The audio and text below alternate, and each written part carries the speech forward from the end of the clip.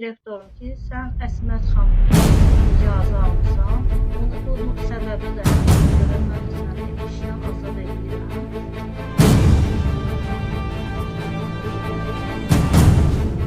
Xəzər rayonu Türkan qəsəbə sakini Təcrübəli Yolvatana ödəmiri müraciət edərək çalışdığı yüksək sayılı tamamı məktəbdə haksız yerə çıxarıldı. Vətəndaşın sözlərinə görə aprelin 5-də iş yerinin sayılmışlaşdığı üçün məktəbə təcili yardım çağırılır və o məktəbin işlə çıxarıldığı aprelin 7-sində isə məktəb direktoru yerində olmadığı üçün insanların bölümünün icazələr verildiği vətəndaşın bildirilməsi bu səbəbdən direktor onun işini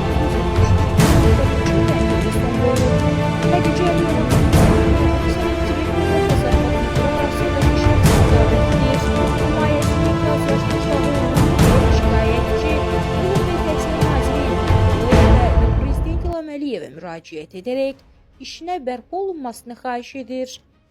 Əliyeva Xədicə, Xəzər rayonu Türkan qəsəbə sakini Əliyeva Xədicə Ağılız. Neler baş verir? Siz iddia edirsiniz ki, Xəzər rayonu Türkan qəsəbəsində 262 sayılı tam orta məktəbin direktoru və müəllimləri neysə sizin heç bir günahınız olmadan sizi 173 C bəndi ilə işdən uzaqlaşdırıblar. Neler baş verir həmin adı çəkilən məktəbdə? Buradan Emin Əmrulayeva xahişim var. Prezidentimiz İlham Əliyeva. Mən bir kasıb ailəyəm. 22 ildir mən məktəbdə xadimi vəzifəsində, yəni işləyirəm, kasıbçılığımı eləyirəm. Mən elə bir ayın 6-sı qəflətən xəstələndim. Gedə bilmədim. Hansı ayın 6-sı? Aprel ayının 6-sı. Üzürlü səbəbdən. Gedə bilmədim işə. Getdim poliklinikaya, 17 sayılı poliklinikaya.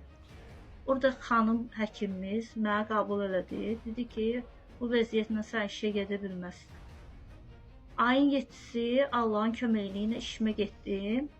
Getdim Kəmalə müəllimə, direktorumuza yaxınlaşım. Köməkçisi dedi ki, müəllimə məşğuldur. Yəni ki, onun vaxtı olmur da. Köməkçinin adı neydi? Salih xanım. 7-si. İşləyə bilmirdim. Vəziyyətim gərgin idi. Allah şahiddir. İndi insanam da, xəstələndim. 2-ci mərtəbədə işləyirdim. Başım gicəl. Ondan da qabaq dəqiq deyim ki, mənim üstümə məktəbə iskori gəlmişdi. Təcili yardım gəlmişdi. Bəli, bəli. Sözü gələn məktəbdə iş zamanı. Bəli. Xəstələndim. Hətta mənə evi də buraxdılar bir gün. Dedi ki, işləyə bilmirsən.